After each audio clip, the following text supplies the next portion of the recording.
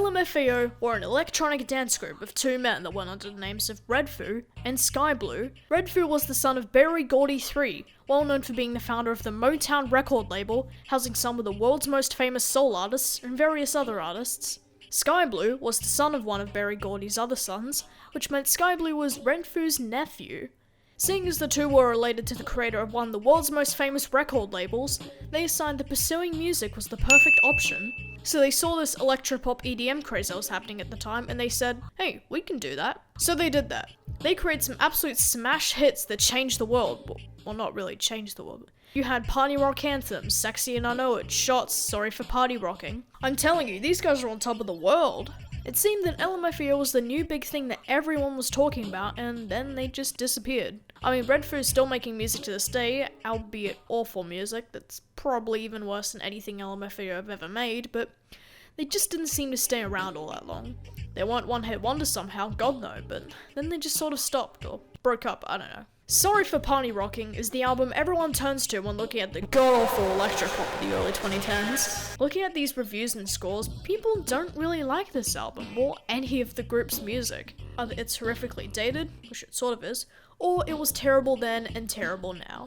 Seriously, has anyone ever said, I miss the good old days when LMFAO and 303 were big? It can't be that bad. Maybe this album has some nostalgic value, maybe it's genuinely fun, maybe it's bearable at least. So that begs the question, is LMFAO's Sorry for Party Rocking really that bad? Yes. This album is bad. Very bad. Very bad. It hasn't aged well, I mean it's practically stuck in 2011, and overall it's just not good regardless of age. The lyrics are awful, the production is bland, and the auto-tune vocals are terrible. I'll get more into depth into all of this in a second, but it's just... wow. I understand the concept of so dumb it's actually fun music, like, there's plenty of that type of music I like. Playboi Carti's Die Lit is one of my favorite albums of last year, as it's just music that you can both have fun with and ascend to. On top of that, the production is brilliant on that album, the replayability is off the charts, and it's genuinely a fun album, albeit a really dumb one. The problem is, this sounds like music parodying the music that was big at the time, but it isn't. It is the music being made at the time, and like I said before, this was huge, everybody was playing this. But a lot of this album isn't really all that funny, it's just straight up dumb, so it's not really a parody of anything, is it? Besides, if you make bad music on purpose to give an example of a certain type of music that's bad, it's still bad music. But why exactly is it bad? Well, let's go through each track on the album and I'll give my thoughts on them, starting with Rock the Beat 2. Rock the Beat 2 is the successor of the original intro to LMFAO's Party Rock album, and let me tell you, I used to play this one all the time. I loved LMFAO back then. There were so many songs by them that I would just play. Okay, this song's just getting really distracting. I'm gonna turn it off so, you know, it doesn't, okay, yeah. Let me tell you, I used to play this one all the time. I loved LMFAO back then. There were so many songs by them that I would just play endlessly. Those were the days where you could brag about having Timber by Pitbull on your iPod Shuffle and you'd be the coolest kid in your class. This song isn't too special, it's a spoken word intro talking about the birth of a new sound, known as Party Rock. What do LMFAO do? And what we do is... Dude, they're gonna say what they're gonna do. Oh my god, what are they gonna do? Rock the beat! Well, they rock the beat, of course. Come to think of it, were Death Grips inspired by LMFAO? Wait, is LMFAO experimental hip-hop? Probably not. Next. Sorry for party rocking.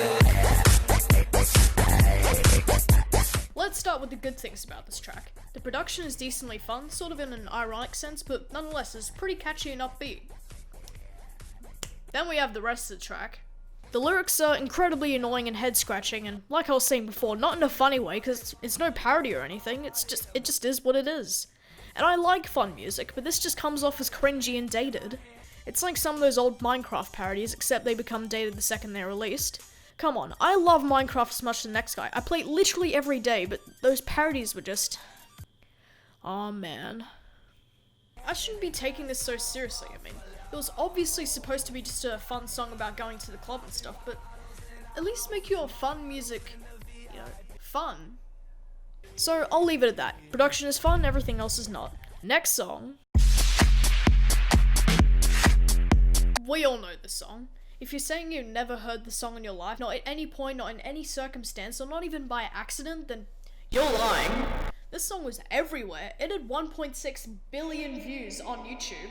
I mean, it's party rock anthem. It just is what it is. It's been memed so heavily that it's basically impossible to review it seriously. It's also the best song on the album. It's not great by any means, it's just as cringy as everything else on this album, but as much as I hate to say it, the nostalgia factor raises it significantly. And it's genuinely quite fun. Oh god, this one. It's like Gangnam Style becoming so unbelievably huge. Do people like it for the actual song or for the absurdity of it? Because in this case, it can't possibly be the song, right?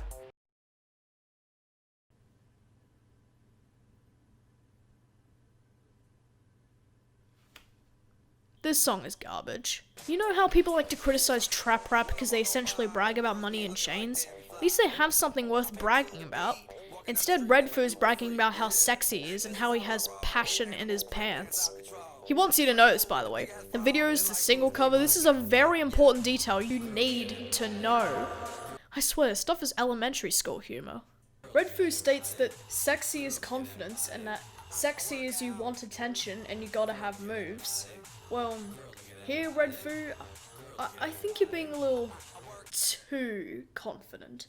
And no, I don't mean that as a compliment. I mean, I guess if this is a parody song, it would make a little bit more sense, because I'd be thinking, so he's this guy who's acting like he is sexy when he's really not. I mean, the song still sucks, but hey, at least it being ironic made it a little bit more understandable. Something like that. But I mean, look at those numbers. Look at what he released 3 years ago. He's very dedicated to this. Also, this.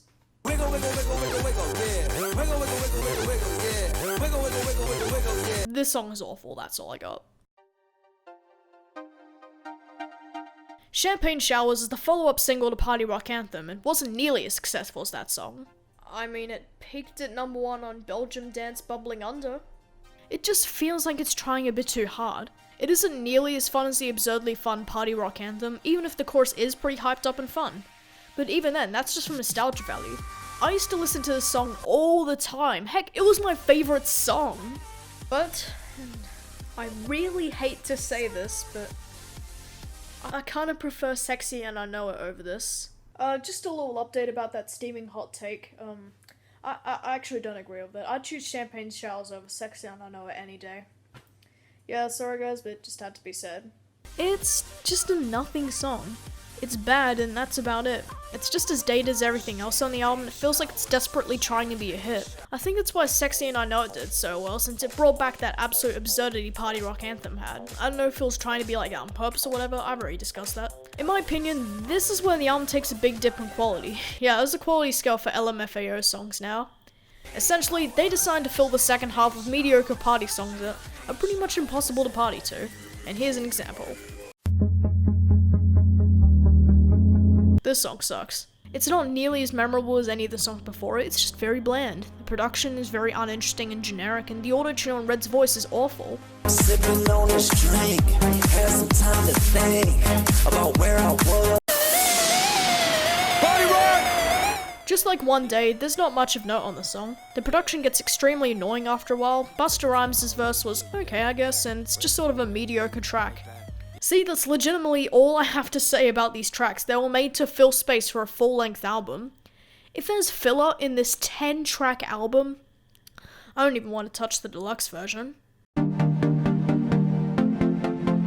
So this is essentially a cheesier version of Champagne Showers. I swear, if this was a big hit, it would have been in every kid's movie soundtrack, but at least compared to the last two, I actually have something to talk about. will.i.am's feature is god-awful. It doesn't even sound like he wants to be there, and that's a major concern. The audio quality is also pretty bad for his feature, and that makes me wonder, did he just record this on the spot and send it to them like, alright guys, here's my verse, enjoy, do whatever you want with it, I don't care. Eva Simmons' hook is just incredibly out of place and feels really cheesy. Also, one very important question. Where's LMFAO? Like, where are my boys Redfoo and Sky Blue? This verse sounds like them, but is apparently by this GoonRock guy, and unless they're in the intro, I don't hear them at all. Maybe it is Redfoo and it's just labeled or something, but who knows. I read your text saying what you wanna do. Whoa, whoa, whoa, whoa, whoa, whoa, whoa, whoa, whoa, whoa, whoa. Redfoo, the hell are you doing with that auto-tune, man? What were you trying to achieve by doing that? Why? Just why? Carrying the same traits as One Day, the auto-tune on this song is god-awful. Especially when it gets to Lisa's verse, it just becomes extremely grating due to how high her voice is. The lyrics are cheesy and dated, as with every song on this album, it's overall just very cringy. I think one thing that's really annoying about the song is how lazy the lyrics are. Lisa's verse is literally the same as Redfoo's verse, just that the gender is swapped.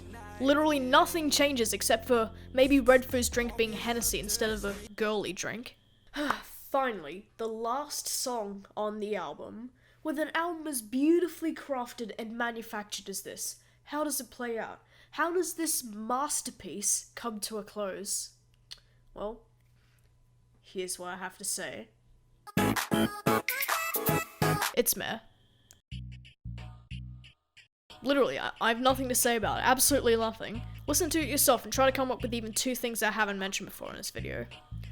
Anyway, now this album's done. Overall, this album is bad. It's incredibly dated, it's unbelievably cheesy and cringeworthy, the lyrics are bad, the production is mostly bland, and the second half of this album just spends its time trying to get a hit as hard as possible, while missing everything the first half had that made it so successful. And the first half was bad on its own. I think this could have easily been a 5-track EP, not that it would make things better, but because the first half is really the only section that matters. Did it deserve better? No, not really. I mean, some of the stuff went to #1 on the Hot 100. Does it really need any more credit? You know what would be really funny though? If Redfoo was a music judge. Imagine having your music and talent being judged by one of the LMFAO guys. X Factor, baby! I'm sexy and I know it.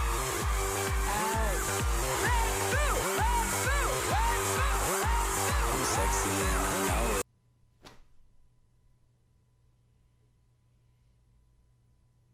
I'm gonna go for a walk.